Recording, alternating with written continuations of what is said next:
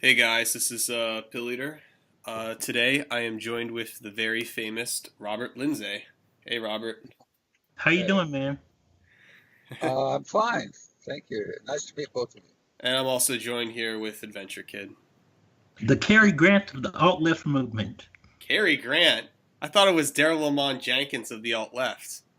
I think I'm more like Cary Grant because I'm more of a cosmopolitan type person. Am I loud enough? I hear you just fine, Robert. Okay. Me too. It's coming in All fine. right. Okay. Robert, just for any introduction, how long have you been blogging for, and what do you usually blog about? Well, I've been blogging since like 2000 and I believe 2005. I believe. I have to go back and check. I think that's when it started. December 2005.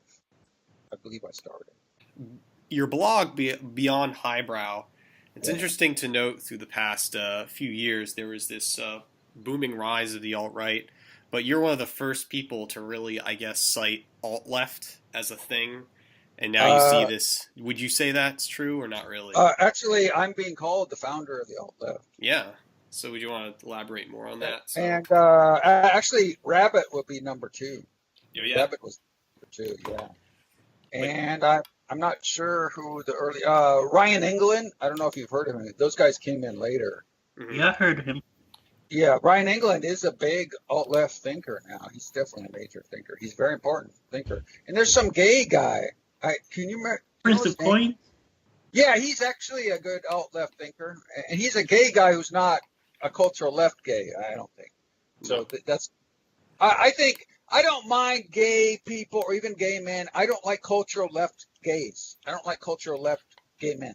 I hate them. It's the They need a, ideal that supposedly if you're automatically gay, you should be like left wing. There never was a right wing gay or just like a gay that says, "Hey, dude, I prefer to be with men. I can do my own thing." It's like if you uh, prefer Yeah, yeah, men. because I agree. The gay men that influenced me.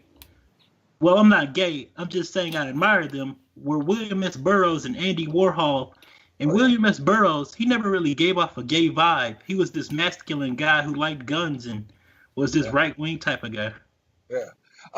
Actually, I don't mind gay men being on the left. That's just fine. I mean, if I was gay, I'd be on the left. I don't like them being cultural left. Hmm. Okay, Would you Oh, explain I cultural that get left. more? you. Cultural left to me means SJWs. Okay. Oh, I hate those guys. Yeah, I mean, they come to my site all the time, man. And if I say anything, that suggests that gay men are not the greatest thing since radial tires, they just rip the hell out of me. And they always call me gay. They always call me faggot, which seems weird. They call me homophobe. They claim, yeah, supposedly I'm a homophobe. I'm getting bashed to hell for being a homophobe. And supposedly, according to them, if you're a homophobe, you're gay. But I don't know. I think about 80% of straight men are homophobic to some extent. I mean, we all are.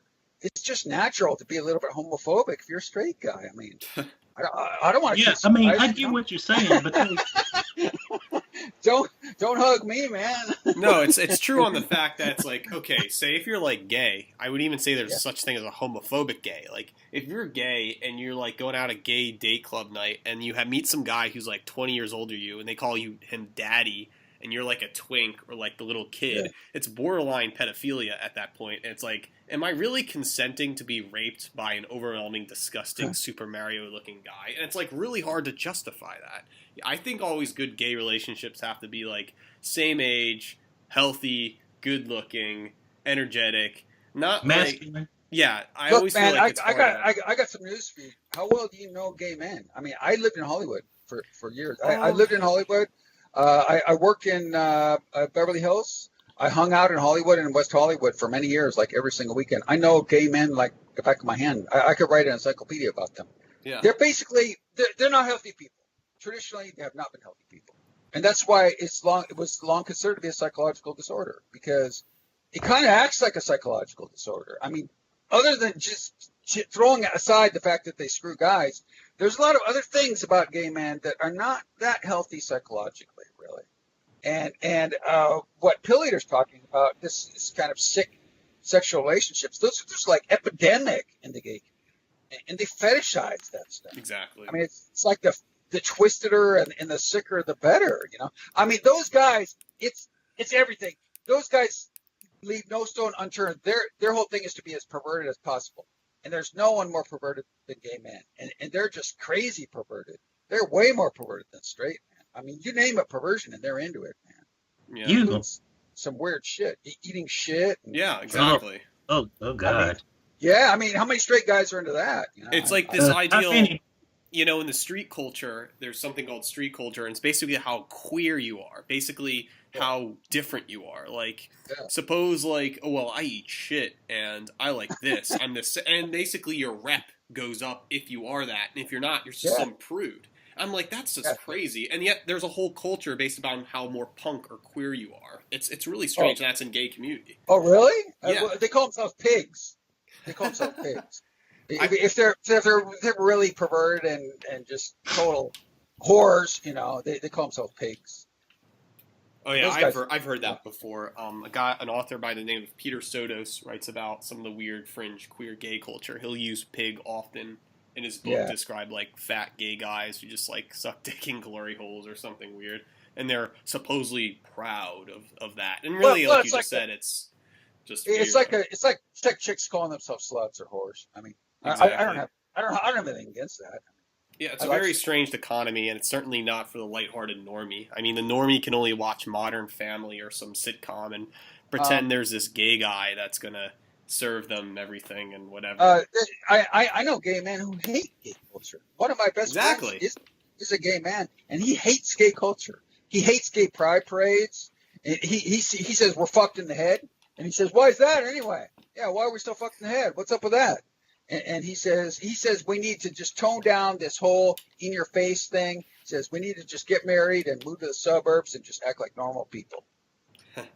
It's only going to happen if they have like healthy normative values, and that's a really hard thing to determine. If you're, I guess the idea of the Männerbund is a gay thing or free gay body men culture. have typically had very transient relationships, and they have not been able to have long-term stable relationships. And this has been known for hundreds of years, all the way up to the 1500s in Florence, Italy. And Germany, they had gay undergrounds even back then in the parks and stuff. And these guys, I think I heard about that. Yeah, these guys would just like suck up other guys and stuff. And it was just like what goes on now. It's just like anonymous sex, and it's the same stuff. It's the ideal that, well, I have more sex than you, therefore I'm hierarchical, right? One of the arguments back then about straight people was, well, you just get married and you only have sex 3 times, you have 3 kids. Well, gay guys, we get to have sex every weekend with anybody, and that's what's fun. And it's like this weird measurement of who gets lots of sex. And it's weird. Yeah, and they're kind of paying for it in a lot of ways. They have too much sex, and the type of sex that they do, and they got STDs out the ass, man, including a lot of STDs that are not present in the straight community, and they could well be present in the straight community. They have parasite epidemics in the gay community. I don't know if you know about that. Giardia and amoebiasis and shigellosis. We straight people could get those parasites too, but we just, I think it's just that their pool is so infected, that when you go and do some sexual act with a gay guy, he's just like an infected pool, and you can just catch something. But when I go and screw some chick, I mean, the straight women out there, they're not a very infectious pool. They don't have a lot of STDs, So we can do those same sex acts, like licking assholes and stuff, because that's how they get those parasites. But straight people do that too, But see, and they might kind of go to town on it too, at least for my stuff. But anyway, that's how they get that. They get hepatitis A from doing that, and straight people don't get that. I think it's just the pool. It's not the sex act itself. It's how infected the pool is, Yes, Mr. Lindsay, I would like to ask you a question. Yeah. Like, who are your political heroes? Because I have my own political heroes, Dorothy Day and Carl Hess and people like that. So I want to know who inspired your politics. Yeah, we got to quit talking about this gay stuff. I'm getting turned on here. You're right. Carl Hess, I don't like him. He's too much of a right-wing libertarian. It's not. Are they call themselves left libertarians or something? I don't know, man. Well, to me, I'm kind of an independent. I'm willing to let anybody. I'm willing to listen to anybody in their politics because I think there's a time and place for conservatism and liberalism. Not economic conservatism, but like social conservatism. Yeah. And even economic conservatism has sometimes, because to me, I think the military spends way too much money, and I think Ron Paul is kind of right when he says we need to cut back on our military spending. Well, yeah. So I think even economic conservatism sometimes has a place in time. Is that economic conservatism? Because most economic conservatives now want full speed ahead with military spending. I mean, I don't know. Well, not me. I want to cut back on the military. Are you talking about libertarianism? Libertarians don't want to spend much money on the military. Well, yeah. I mean, look, man, we need a market. Okay, I'm a market socialist. I don't know if you guys know what that is. I do. China is practicing market socialism. I'm really sick and tired of everybody saying that China is a capitalist country. It's not true. 45% of the economy in China is state-run or publicly owned. Okay. Yeah, but at the same time, they try to suppress labor unions. So I don't know if that's really a good thing or not. Well, they have one commie labor union, but basically what they've got going on there is a lot of the so-called state-owned property. They're really publicly owned. They're not owned by the state of China the way communism typically was. They're owned by local municipalities. So local cities own all sorts of businesses. They run businesses. They run enterprises. They run factories. They run like everything. And like one city might have a steel making factory, and it will compete with the two cities over that also has a steel factory. So the public enterprises are all competing with each other. And personally, I think that's cool. And supposedly it works really good, man. Yeah, well, I'm a distributist / Christian Democrat. Yeah. I believe that everybody should have land. Like I believe everybody should be landowners. Sure, yeah. Well, Pilleater, what do you think about public enterprises competing with each other? Speaking of China, I think there's ups and downs of China, as the Venture Kid was just saying. But it is interesting, though, if we were to have a Chinese market, I think we would have much more, definitely, like you said, market socialism or freedom happening. I think there's a lot of silly copyright laws and silly businesses that pretty much stops anyone from starting a lucrative business, and we're basically become master and servant, merchant and consumer. Right. Well, in the Chinese market, it seems to be, you're on your own, but you can make money off of anything you please and desire without anyone stopping you. You can steal this, you can do that. Actually, the Chinese government, they use the market as a tool. The Chinese government says the market is a tool. Market is part of the productive forces. However, the market is under the state, okay? The state first, market second. The state rules the market. And we're going to come in there and tweak the market, you guys. We're going to tweak it this way and that way. And if we don't like some sector of the market, we're just going to shut you guys down. That's where they're at. See, we got the opposite. We say the market is above the state. Really. I mean, we don't say the market is a tool. I mean, the state is a tool of the market, man. Look, man, the Chinese say the market must serve the people. Yeah, our crazy system here, the people serve the market, right? Mm-hmm. That's true. Do you think that the Chinese philosophy is exclusively Asian, or do you think this could be a universal system that every race on the planet could practice? Do you think there's something uniqueness within Asian people? Well, not necessarily. Not necessarily. I believe the Russians could easily adopt a system like that, and they do have a lot. You see, another thing is a lot of the big firms over there in China. A lot of them are state owned, but a lot of others, the government has a 50% share in it, stuff like that. I mean, the government owns like half the firm. They got that going like everywhere. And Russia has that too. Most of the big businesses all over Russia are like 50% state owned. So they got like state ownership, well, and then private ownership going in the same firm, Another country that has that system is Japan. Like, I don't know if you've heard of this thing called the Zaibutsu, but it's basically these corporations that are kind of, you could technically call them crony capitalists or whatever, but they're basically these big corporations that have government control over them. So yeah. I actually like that idea. What do you think, Pilleater? Yeah, that's a very traditional Japanese, or we could say Asian way of thinking, but it definitely is in today's, makes me think that as the world becomes globalized, depending, are we going to put this globalized tradition of like free market capitalism everywhere, or we're going to let everybody be in the market but practice their own level of a marketplace? So that country could put this, Yeah, that country yeah. could that, You know, I mean, Cuba right now.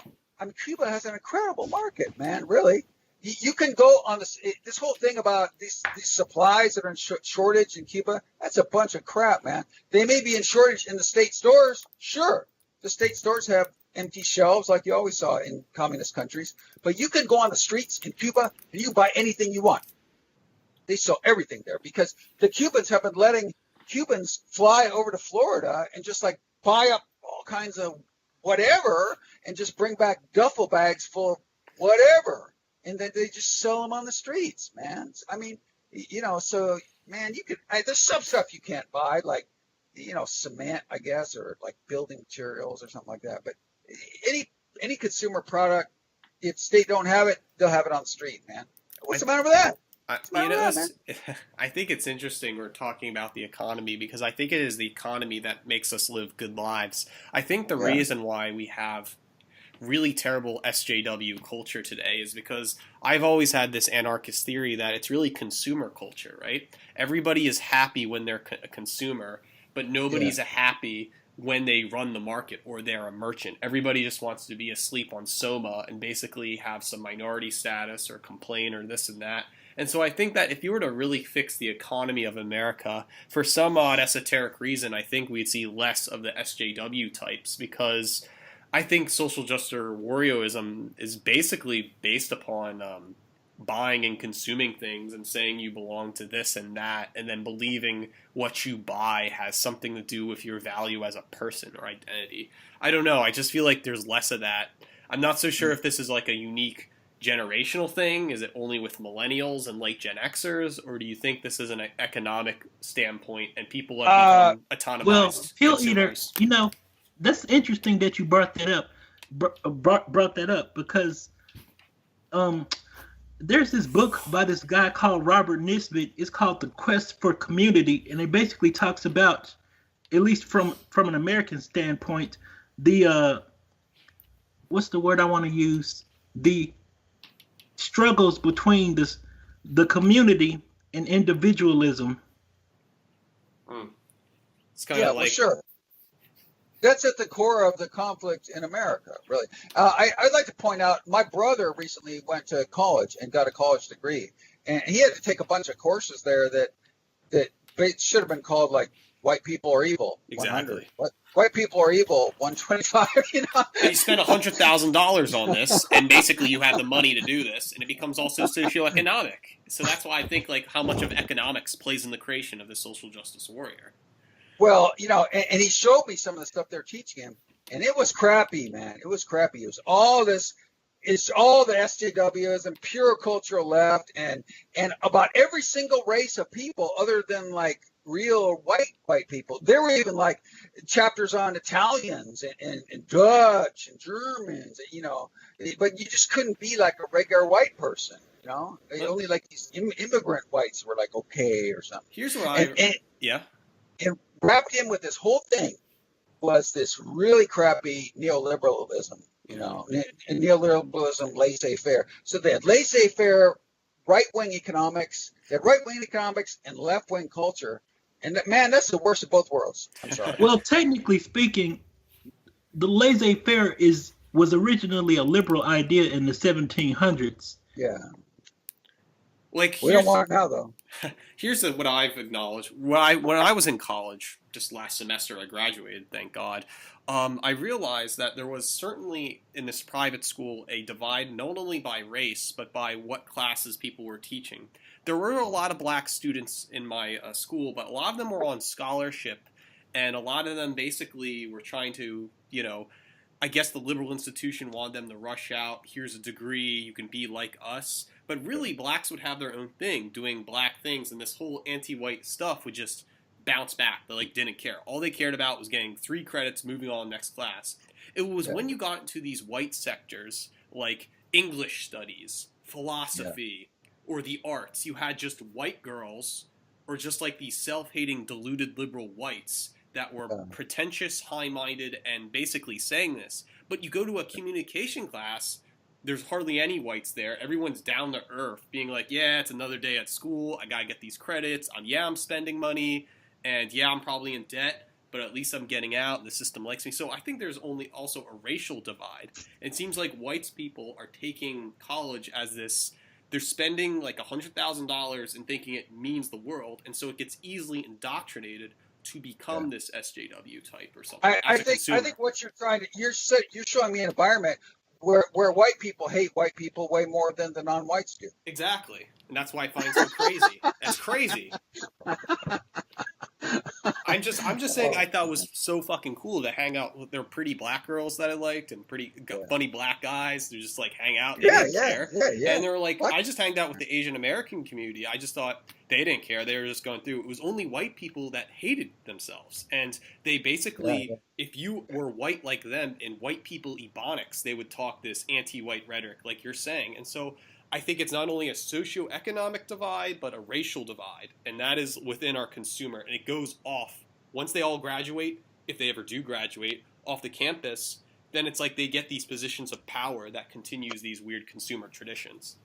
Yeah, I was, being a traditional leftist, up until fairly recently, I was like a self-hating white myself.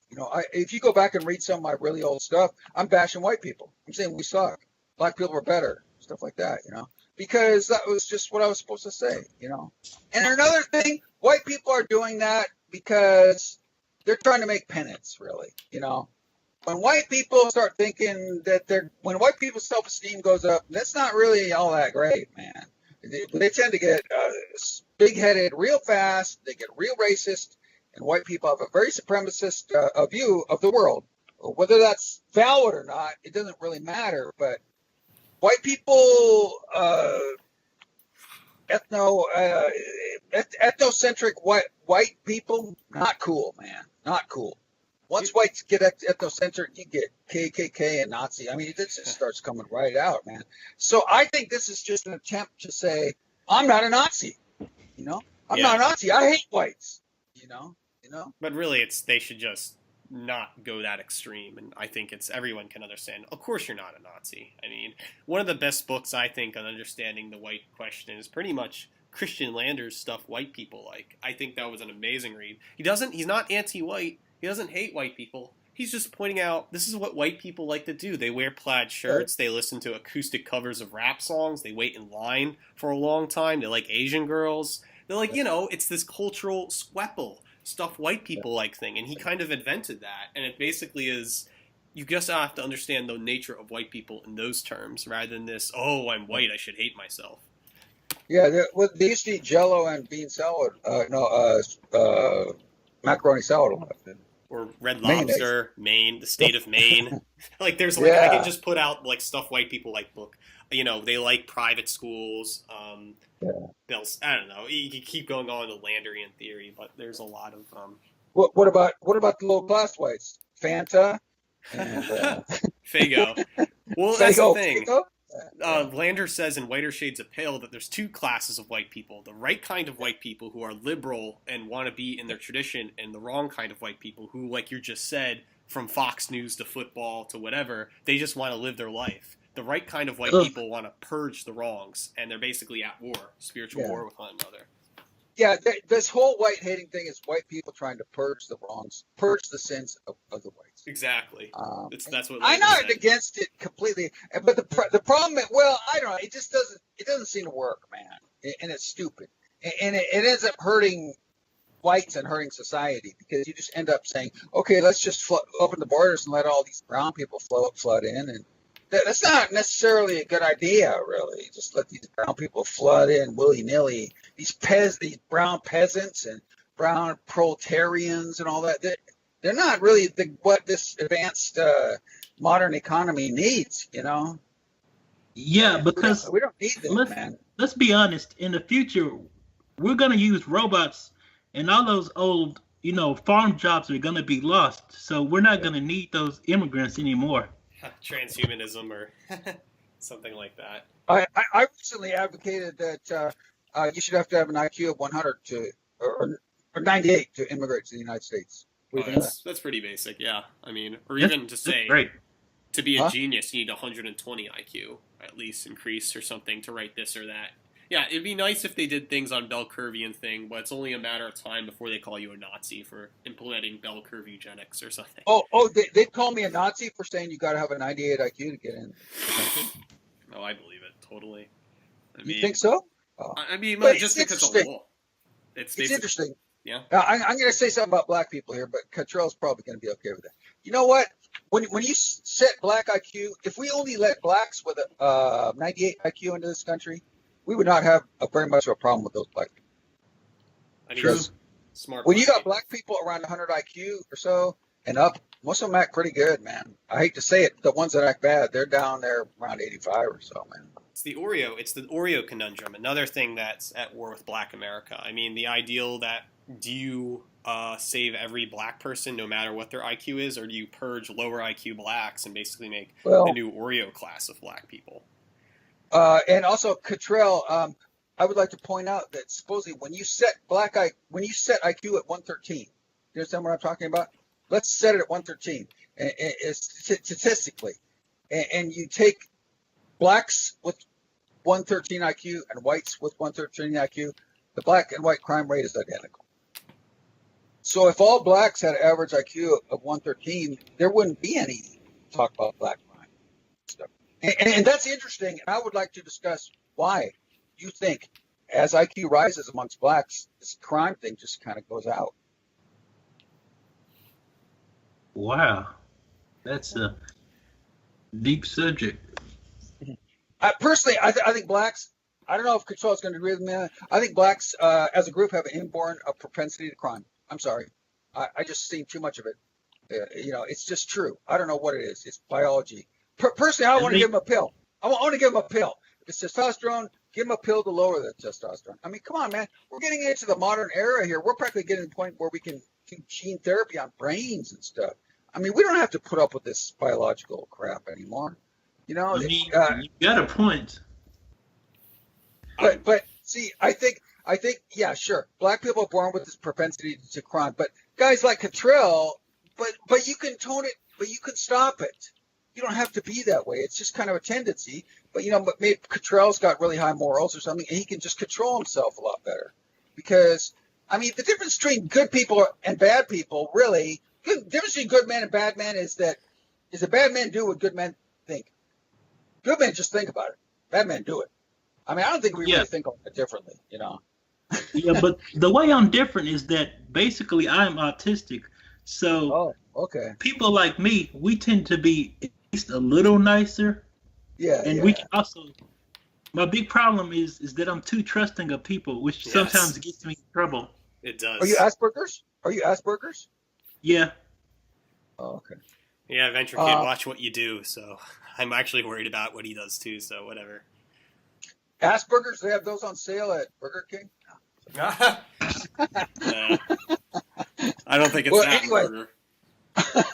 Anyway, my feeling is that blacks basically have this tendency towards crime. But basically, what's working against that tendency is IQ. And as IQ rises higher and higher and higher, the intelligence level will start to suppress those tendencies. Higher and higher intelligence starts to suppress your lower tendencies more and more. And as you get an IQ high enough, it just blasts right over. It just blasts right over your inborn tendencies like that. It just suppresses them, man. I mean, that's the way I think, What do you think? I mean, I think you're right. Because stupid people tend to commit more crimes. Yeah. I've often told people, I've said recently, I said, well, dumb people are just kind of dangerous just automatically. And everybody laughs and says, you're right. Some people with high IQs commit like intelligent crimes like hacking, robbing a bank. Or, like the mafia, they commit, like union extortion and stuff like that. But most of the time when dumb people, they commit like murder, whatever, riots. It's pretty obvious, that's more powerful. I've never seen IQ. I'd like to see a chart with IQ and crime rate. And I swear to God, if you look at that curve as IQ rises in any group, I believe the crime rate is going to go down. Yeah, the down, crime rate down. will go down. I just think the crimes will be more sophisticated, or at least they'll be like pushed under the rug. So smart you wouldn't even know the crime wouldn't happen. And it's like silly crimes. Okay, Like, but why? Why does crime rate go down as IQ rises? because one, That's a good question, right? I Good think, question, right? because like, yeah, it was a good question. I think because one, manners, you don't Yeah. do that. You know, why would you hurt the good? You would only want to do a crime that basically is small, less harmful, and like then you wouldn't even want to do it. You know, it's like silly. And besides, even if you were put on court for an unjust crime, you can always get a lawyer. Turns out the Yeah. most people with the most money and socioeconomics, Bell Curvy and stuff, do that. From OJ to whatever who's on court, you know, you get away from murder if you have the best money, really. Yeah, I mean that's I've how. discussed this with my mom, and she says, "Well, yeah, that's because basically crime is stupid. It's stupid to commit crimes. If you commit crimes, you're an idiot. You're going to get caught sooner or later. It's just not a very smart thing to do, unless you're going to do like white collar crimes, like Trump or something. I mean, Yeah, that's guys what I'm like saying. Trump, I call guys like Trump legal criminals. Yeah, they're legal because they Yeah, have the I mean, money and Trump intelligence. does- You've got a point because in New York, Trump had connections with the mafia. You could say that, or like pharmacists too, legalized drug dealers, pretty much, depending who they're Yeah. exploiting, and that has to do with socioeconomics. High IQ, but committing this really crappy job, they're lying, and I think positions like that are bad for society because they're inauthentic. They're not authentic to what you're really doing, and it's about conning and free market. Completely a big smack in the face to your whole education and to what you are as an individual. You might as well be doing porn if you're in pharmacy. Yeah. I think as IQ rises, also they say morality rises, and it keeps going up and up. As you get into the real high IQs, people their morality is too much, and they start feeling guilty, and they start thinking that they're bad, even though they're good. And I work in psychology a lot. I work as a counselor, and I do basically therapy with people. And the best people in the whole world are the most guilty. Yeah. The best people think they're the worst. Now, what kind of sense does that make? And let me tell you something, man. The worst people, they don't think they're bad at all, man. I've known people like that. They don't think they're 1% bad. But why do the best people think they're the worst? Why do they have their most guilt? What's up with that, man? I think it's one pathological altruism, the ideal that whether there's a gene in people's brains that feel like, well, I got to do better and I got to apologize, even though, and it's like, it's unnecessary, right? And then you're just saying about the insane or people who don't feel anything. I think it's quite good to be unapologetic. But at the same time, there's this, like you're talking about, this point about people being too unapologetic that they just don't care. They're avoided. Yeah, those are sociopaths. Yeah. I mean, I work with people with OCD. Basically, people with OCD, they have, they feel tremendous guilt, but they never do anything bad, ever. You know, they just feel guilty about their thoughts. They think about like killing people or molesting kids or being gay or whatever, hating God or whatever, and they never do it. I mean, they do it sometimes, but they almost never do it. I've had people who've been walking around for 20, 30 years thinking that they're serial killers and feeling like they're murderers all the time and having urges to murder people like 24/7, and they never done it. They never will. You know? Oh, yeah, I mean, it's just like the artist who writes down a serial killer model. You know, it's like the artist is the same way. The artist says he's a pedophile or a serial killer or something like that. Yeah. They think you're that, but you're not. It's just a part of the brain or just they said basically people with OCD feel tremendous guilt and they commit no aggression, and sociopaths feel no guilt at all and they commit tremendous aggression. So what's up with that, man? What's up with that? How do we explain? Have you heard about? How do we explain this? Huh. Venture Kid. Worst people feel the best. Have you heard about? Also, I've seen bad people have fantastic self-esteem, man. Man, they love themselves. Evil people think they're great, man. You know, but the best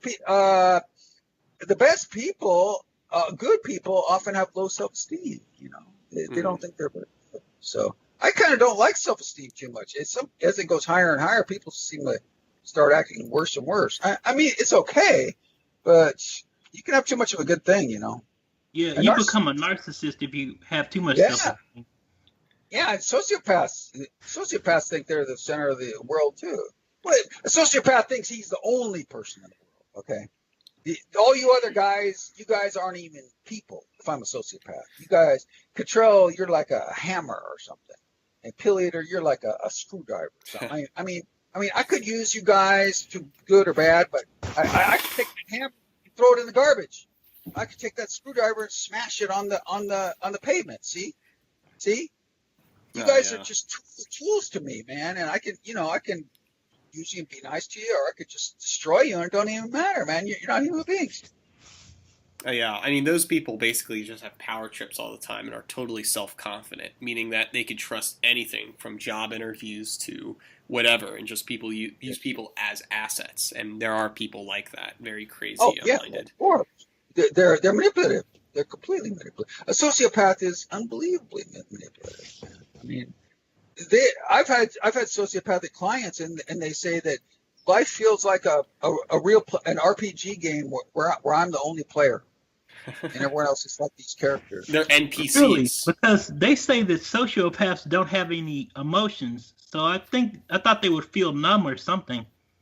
They have emotions. They feel anger. I'll tell you that much, man. They feel anger. They feel rage. One thing they don't feel is anxiety. I think they do feel some anxiety, but I think as soon as they start feeling anxiety, they just do something. They do something. They do this or do that, and they kind of get outside of it. They don't feel guilt. They don't feel remorse. I don't know if they feel sadness. They have feelings, and especially rage and anger and boredom. They're always bored, and that's sort of why they do bad things. They're bored, so it's like someone just goes out and starts a fire because they're bored or something. They're bored all the time, and they just need to be stirring shit up and doing exciting things all the time. And some of those exciting things are bad. Now, I think a lot of this has to do with basically the free market society, the American economy we live in, because it really just not oppresses people, but transforms them into these bleak, pessimistic-minded people. I mean, going to college today will pretty give you some diagnoses. I mean, will definitely drive you crazy, especially if you go to an SJW-filled college, especially if you have to go in 5 days a week for 5 hours, and let's say you're a commuter student, and everyone's pretty much the fucking same. You can't make any friends. You do this and that, and it's like you could see why you're basically torturing yourself, and you're not really benefiting anything. And I think that is a big conundrum happening on every single college campus in America. You have this new existentialism happening where people are hating their professors and students all around, and it's not like this glamorous, promiscuous, have sex, do drugs thing. That's just like this weird, obscure. I think it's because of the authority. It's because, for one thing, it's because the authority of just like you have to do this work. They expect you to learn, I don't know, Mesopotamian history from French postmodern philosophy that has nothing to do with fixing a flat tire or going out and living out in bumfuck Kansas, right? And so you basically are being robbed as well. If you don't have the money, you borrow debt. And so they tell you, go have fun. Well, there's nothing to do have fun. There's only basketball games and football games and preppy, dumb, blonde-haired girls who are basically take the best man. So the normal, average guy, he's fucked. He doesn't have anywhere to go, and it's just like the college scene is terrible. And so really it could scar you unless you're basically in a develop a diagnoses and develop narcissism, which pretty much lands you a weird job after that and becomes worse. I don't know. I think the institution's really crony. They say that we're undergoing an epidemic of narcissism right now. Narcissism is on the increase. I think up to 8% of the population has NPD now, which is narcissistic personality disorder, and that's not cool. For instance, our president has a very severe case of narcissistic personality disorder, and not only that, he has gone beyond that. He has a disorder called malignant narcissism, which is beyond NPD, heading over into sociopath. Malignant narcissism is a mix of narcissistic personality disorder, sociopath, and paranoid personality disorder. So this is a paranoid, narcissistic psycho, basically, and that's our president. Say hi to him. Well, I guess people, like, here's the thing too. It brings up the question of nationalism on the internet. I mean, with the rise of when Hillary Clinton said the alt-right, from memes like Pepe or Wojak, basically what is happening is that the internet has much more of an influence on our own selves. And you could say Donald Trump was memed into office, or that he is a byproduct of the alt-right. Yeah. And yet at the same time, it showed you that reality, the meat world, is less of an influence than the net world or the virtual reality. And so as we're talking on Skype right now, this is more meaningful than we are talking in people in reality. And so I think that's what's going to happen in a weird science fiction scenario, is that the internet is becoming reality and everything outside of it is a lie, right? And so free education is the internet. Yeah, you said you were going to college, and there's some sort of, but it's cool to be some kind of nihilist now or something like that? Well, that's what it's not saying? That it's here's what, it's cool. Yeah, I know what you're saying. It's cool to be I would say nihilist. It's basically a nihilist. Yeah, right. It's this ideal that you're in your own dorm, don't bother me, I got my own girlfriend to fuck. We're not friends, we only meet each other on Friday and Saturday, and I got my own narrative to live by because I want my own quote-unquote college experience, right? Yeah. And the only extroverted people are the jocks and the cheerleaders, and they basically get by through debt or whatever, but these nihilistic assholes will read everything from Foucault to Derrida and basically assume, they're everything from that snobby intellect that they're completely fucked. They're just not people to talk to. Are they selfish? It sounds like we're talking about some selfish people. Yeah, they're like selfish. I would maybe say autistic. They just only care about what's in it for me. I mean, it's a pretty much a huge that's diagnosis. Selfish. That's selfish. Sorry, that's selfish. And not all selfish people are narcissists. I have a guy on my site right now. Well, I had a guy on my site who was MPD. I told him, I said, dude, you're MPD. And he basically said, so what? I don't care. Whatever. And he ended up getting banned, but he just loved the sound of his own voice, man. And then I had another guy on there. He was selfish. That guy was selfish.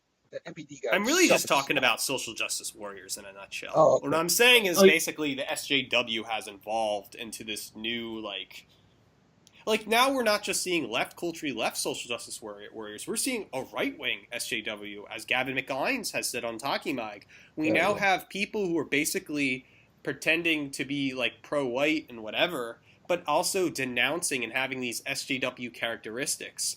And so SJW, I don't think, is reserved for the left. It's on both spectrums, and they're basically used for this new agitating, tardy, pseudo-intellectual personality going back to Christian Anderson stuff white people like, as if white people trip on their own intellectual pursuits and they think they condemned each other through talking about this bullshit intellectual rhetoric, right? It's pathetic, really. I think I hate that intellectual talk a lot. I'm starting to think, I just got this revelation right now. SJWism is narcissism. Yeah, exactly. Yeah. Yeah. Wow, That's exactly. Man. I just figured that out right now. And have you noticed this proliferation of identities? I mean, there's like 140 different genders. They're like dragonkin or some shit like that. Like people think they're dragons. I'm like, what the fuck? I had a young woman told me, 28-year woman recently told me, she said everybody gets to choose their own gender. I was like, that's not biologically possible. I was like, this is fucking crazy. I'm sorry, this is crazy. This is like mental illness or something. The way I'm fighting back through it is I started my own website and blog called Asian Aryanism, which I suggest the ideal is, all right, if I could choose my own gender, I'd prefer to be around Asian chicks because they're the only normal girl that basically they're normie. Like, they're not normie as in like our terrible culture, but normal as in like they want to be a mother, they want to have a family, they think about good values similar to Christianity, all these good things that are just good, right? And you don't see that in the normal white girl, and you don't see that with most people today. And the most harmonious relationships I know are probably white male, Asian female, and even Asian male, white female. That intermixing between the Asian American, white American community. And I guess if you want to call that a gender, go ahead. I think it pisses off a lot of people because I just find that as a truth, so... I don't think Asian male, white female works that great. No, everybody says that. The other way works better. And you know why? This is so basic, man. It has to do with masculinity and femininity. Okay? Yeah, exactly. And the rules fit perfectly. Blacks are the most masculine race. Black men, they're more masculine than us when we white man. I'm gonna go fight no black guy. I mean, they're really strong, man. Those guys they'll break your jaw just because they're so strong. and they are more masculine than we are, right? And that's sort of why they commit more crimes. You can be like too masculine, and then white men are next. And nowadays in our modern culture in America, Asian men are more feminine, are less masculine than black it men. may be true, but I do believe in the ideal of a masculine or a new feminine Asian male that can woo over a white female that's interested in Asian culture. I see a lot of white girls who basically I do like Asian guys. I'm just afraid to say this. And it's just, especially the Eurasian male, if you're half white, half Asian, white girls love you for that because you have that sexy, Asian over, mannerism. And so I do believe it works out. But the number shows you, white male, Asian female, that's definitely a seen thing. And I think those two groups not to be non-exclusive. I think Asian male, white male, Asian female, and Eurasian mix could have a collective together, and I think it already is happening, especially in the California area and in the New York area. Basically, I'd like to point out to you though that this thing you're calling Asian Aryanism, basically that's sort of SJW identity politics right there, man. Yeah, that's what I'm saying. That's what I'm saying, dude. I'm just saying the only way I can combat against these people is by making my own fourth gazillionth gender and saying, or you're going to set up your own. Robert Lindsay. Yeah. What do you think about Marie Le Pen? I think she has a chance to win. I would really like to see France elect the first female prime minister. I used to support. I had an article a while back. It said that does it. I'm voting for Marie Le Pen. But you're an American citizen. You can't do that. But I know. But I'm support. If she was on the ballot, I'd vote for her. And me too. I'd be honest. I really shouldn't vote for her because I'm a left winger and all that. And now I would not vote for her. She praised Donald Trump, and to me, she's just being a little too mean on those Muslims. She's threatening to throw dual citizenship Muslims out of the country if they Well, I think the dual citizenship is a good idea in my opinion. Man.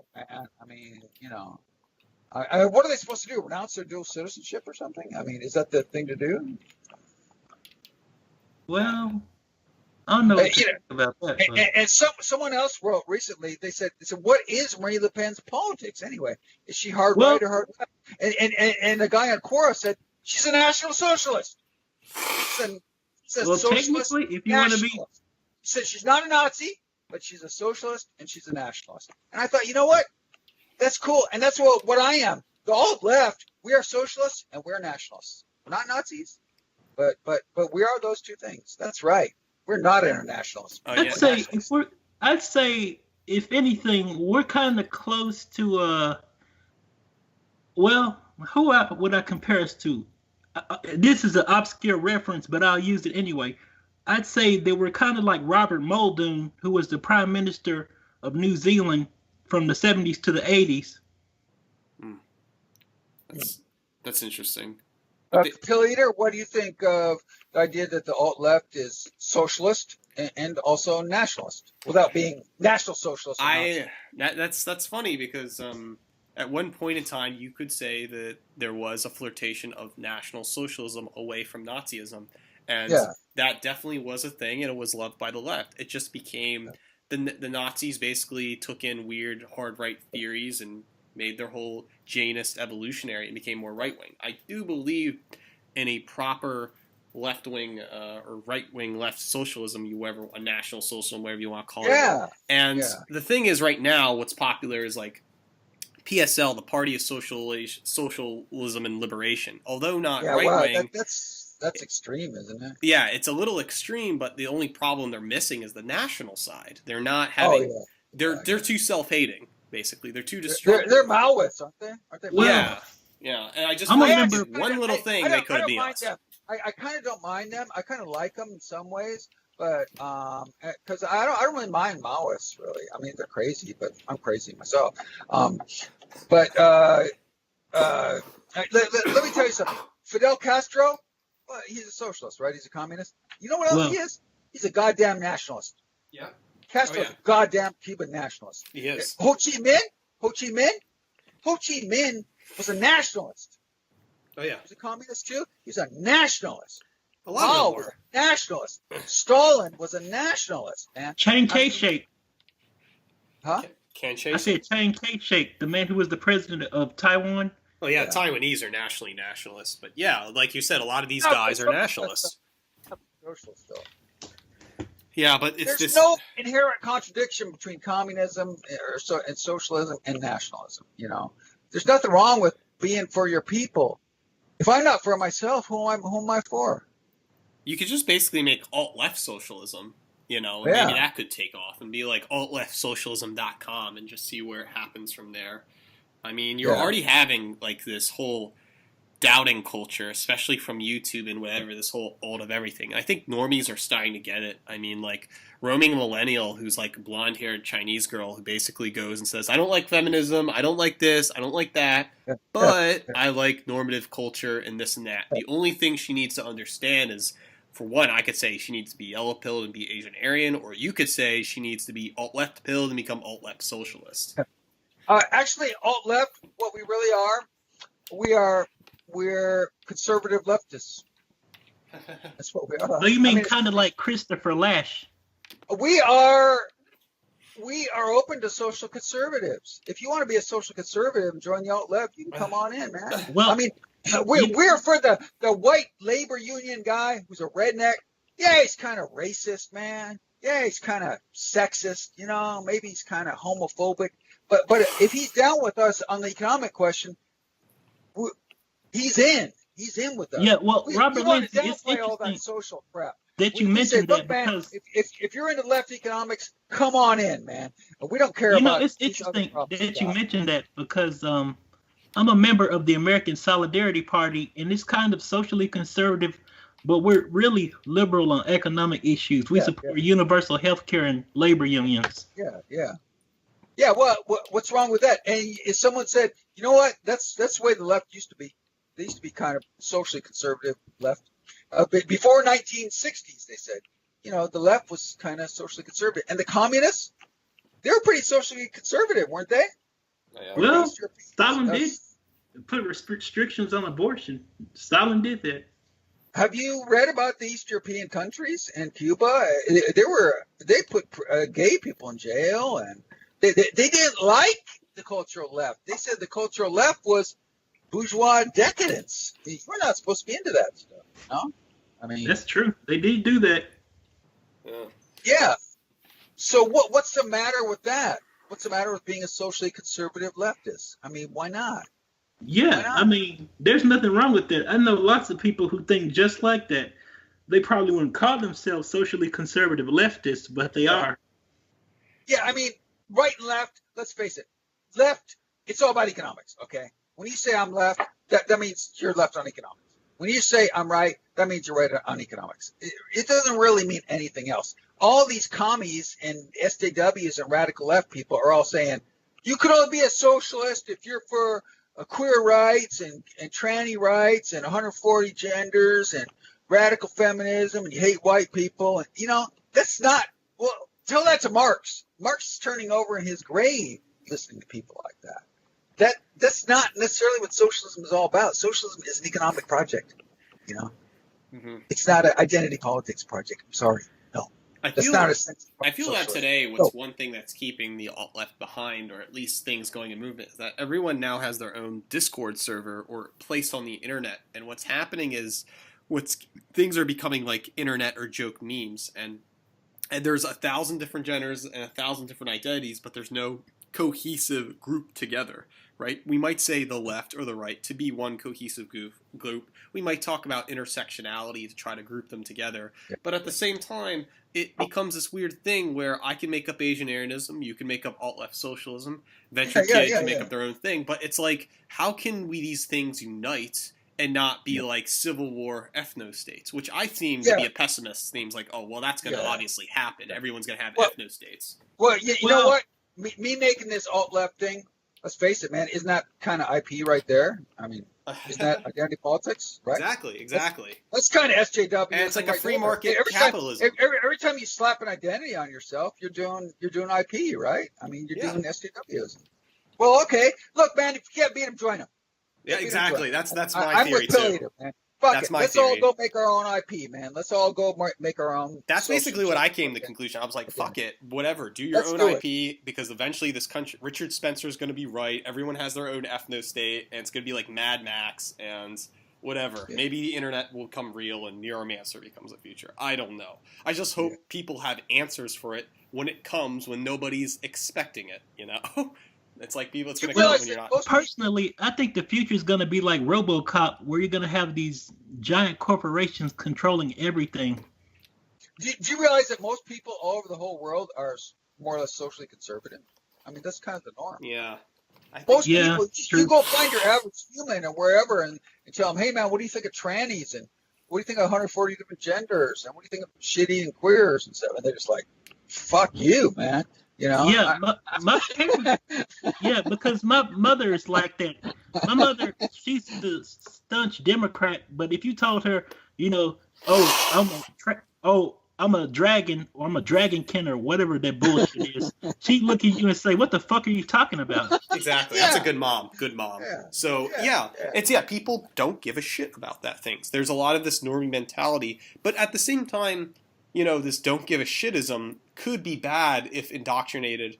I mean, yeah, that's great. You could do whatever you want, but I still think there are responsibilities to things. Like if I ask somebody, hey man, it's really cool, you like this and that, and like, I don't give a shit. And I'm like, what do you mean I don't give a shit? It's kind of that dichotomy between the world is at a war between people who just want to be left alone versus people who want to talk to them and influence them. I'd like to throw something else out there.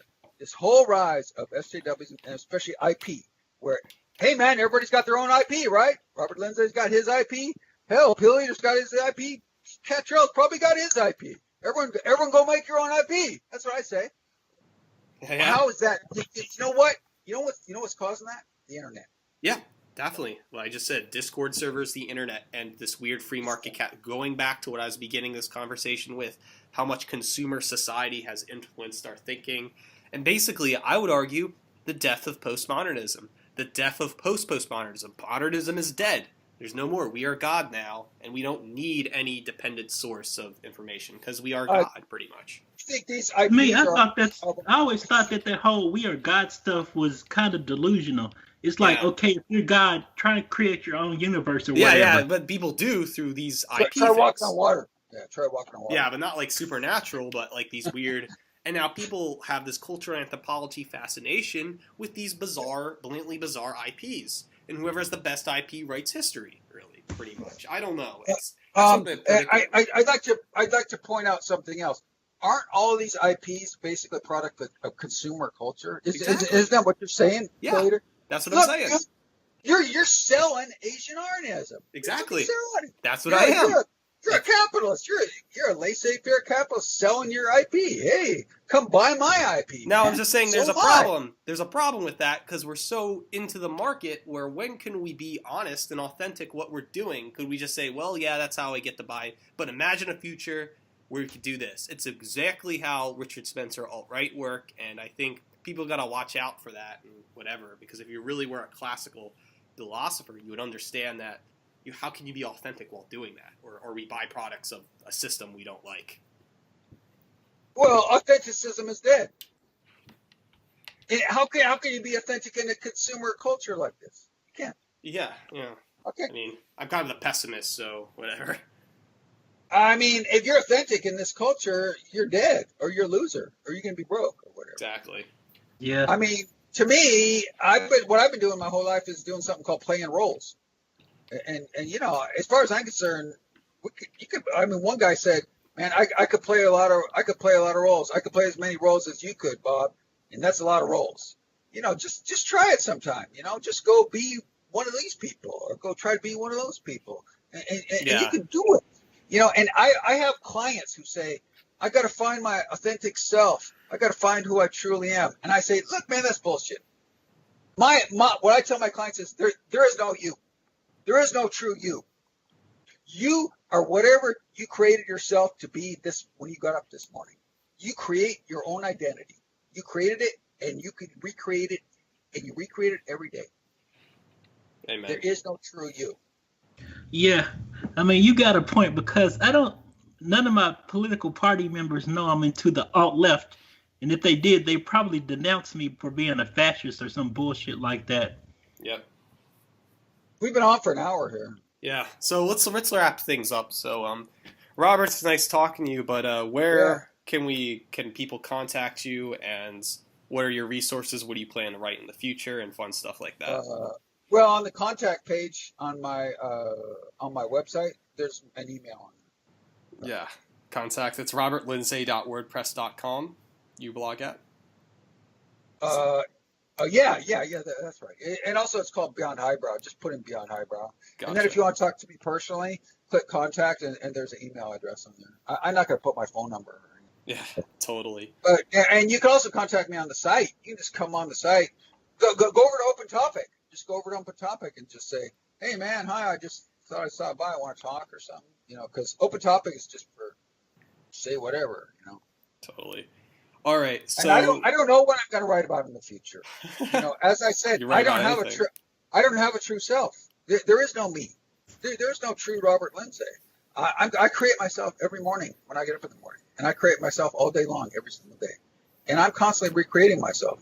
And I'm going to write about whatever person I'm creating in the future. That's why I write about so many different things. I'm just constantly a work in progress. I'm turning into new people all the time. We all are, really. Well, that's all the time. Well, that's all the time we have today. So it's nice talking to you, Robert, like always. Yeah. It's nice talking to you too, Adventure Kid. All right. I got to go eat. We should do this more, really.